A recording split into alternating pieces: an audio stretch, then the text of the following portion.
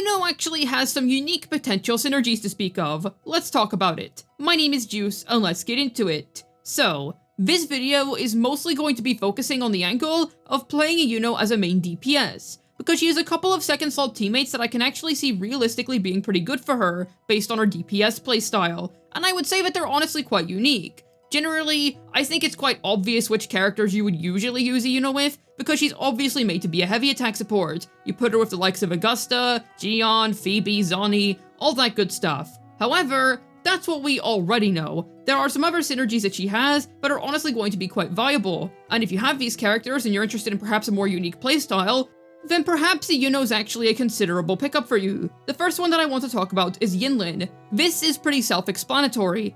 The main thing that Iuno is going to deal in is liberation damage, meaning that she really appreciates Yinlin's outro skill, which provides a crud ton of it. So naturally, Yinlin ends up being a really nice second slot teammate for her. This is nice when you consider that it feels like Yinlin hasn't really been all that relevant recently. She did indeed get a new team with Augusta, and she's only a little bit worse than Mortefi for her, meaning that she is becoming a little bit more relevant these days, which is nice to see for Yinlin fans considering that she's a 1.0 character. However, if you're a really big Yinlin fan and you want even more teams to use her in, well, DPS Iuno is going to be another one. That's right, both of the 2.6 units are feeding all Yinlin mains out there.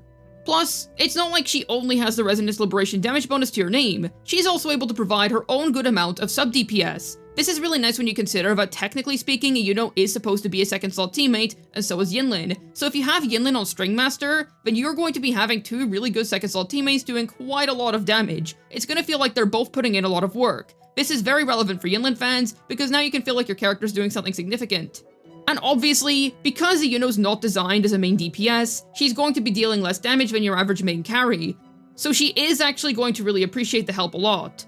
I will say that the main drawback to this potential synergy is that Yinlin might end up not really having the best damage in the world if you don't have a 5-star rectifier for her, particularly String Master. I feel like if you've been playing this game for a hot minute or two, you probably already know how infamously good String Master is. So honestly, a worthwhile pickup on Rerun if you're really interested in this particular synergy. I should also add that if you're a new player and you're not really interested in pulling Gion for your Iuno, or if perhaps you miss Shorekeeper on our current banner and you want to use your beginner pull on Shorekeeper instead, then you can also consider picking up Yinlin and String Master too, and then pull the Moon Lady whenever she drops. That way you've already got yourself a competent DPS team for her. Now with that being said, I will say, Yinlin's still not really one of the more valuable pulls in this game. She's definitely a low priority pickup compared to most 5-stars that we have right now.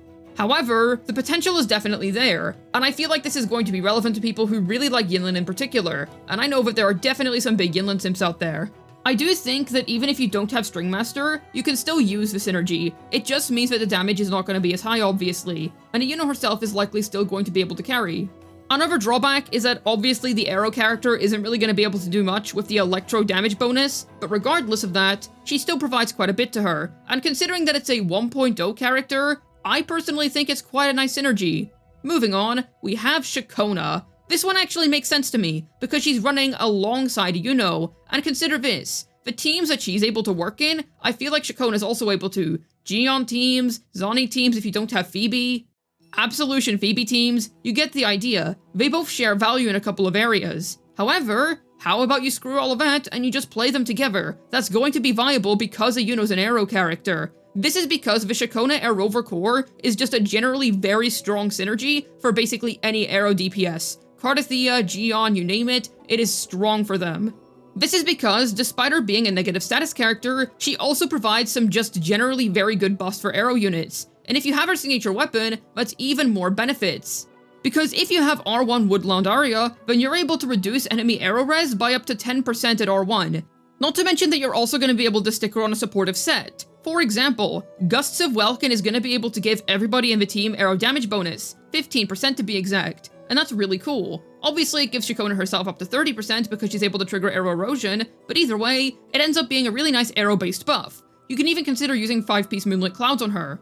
Either way, you end up with a very competent buffer for your Iuno, and she obviously ends up being a very good investment on the whole if you really care about arrow characters. If you're somebody that likes those type of units, characters in the likes of Gion, Cardathea, Iuno, you get the idea, well then Ciaccona is honestly going to be quite the competent investment for you. I also do think it's worth mentioning that her S2 is able to provide all characters in the team with 40% arrow damage bonus. Obviously, it's quite a niche S2, so I wouldn't really recommend it, but it's more so something that I'm bringing up if you're somebody that already happens to have a Ciaccona and you were planning to get more sequences of hers on a rerun. Also, I should certainly give Arrow for his flowers too. He's able to use the free 5-star weapon Blood Pact Pledge, which provides all Resonators on the team with an arrow damage dealt amplification, which is really nice. Plus, because the character is able to heal, he's even able to run Rejuvenating Glow, which is able to provide attack to your entire team. So all things considered, this entire team is very smooth, and obviously ends up being the absolute best bet for any Arrow main. And naturally that includes Iuno too. And because our lovely priestess happens to be an attack scaler, you're also able to stick Ciaccona on Static Mist and get away with it. It's going to end up being a really nice free-to-play friendly buff, because that weapon is permanently available. And it saves you from having to pull such a niche weapon, because while Ciaccona's signature is very good, it's obviously mostly tuned towards Arrow characters only.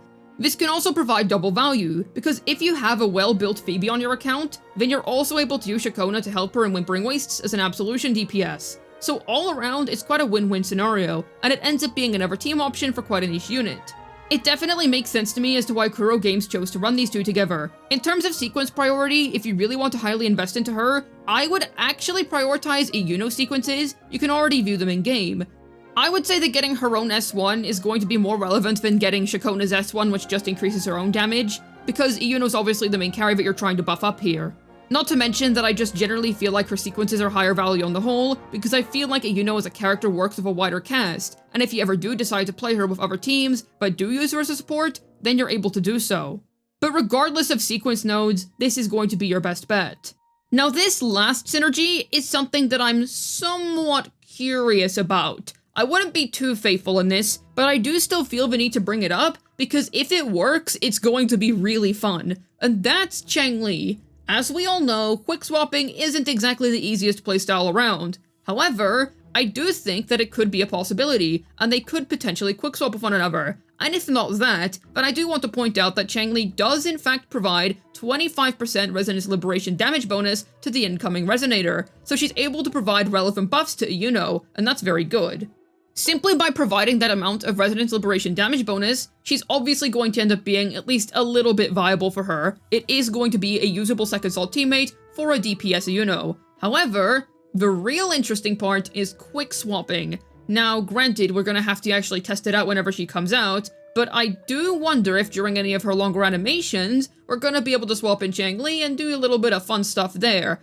I genuinely think it is one of the most fun playstyles in the game to do so. It's really fun when you learn how to nail it down. It's difficult, but it is really cool, and you can optimize it so much, because you're able to manage cooldowns and whatnot. And I do think that considering that DPS Iuno is already quite a niche playstyle, quick swapping would be really nice, because generally speaking, a well-played team that's utilized in this way can actually outperform most traditional hypercarry teams, because it requires a higher level of skill, and you can really optimize the execution of it. So I would really hope that this is something that would be possible, especially considering that most characters where you can quickswap with them, it ends up being one of their better team options, and you can even compensate for not having premium options for some units if you're good enough at quickswapping. That really goes to show the sheer value of it. So I would really hope that Changli ends up being good in that regard. But like I already said, this doesn't mean that you have to quickswap, because you could even play a team of Brent as the third slot, Changli as the second slot, and Iuno as the first slot. Essentially, you usually don't play Brent as a third slot, but he's not really acting as a healer here as much as he's acting as a way to provide a reason to play Changli on field for longer. This is so that you can build up her Concerto energy and stay on field with her for a little longer, so that you can then swap into Iuno, take advantage of her 25% res liberation bonus,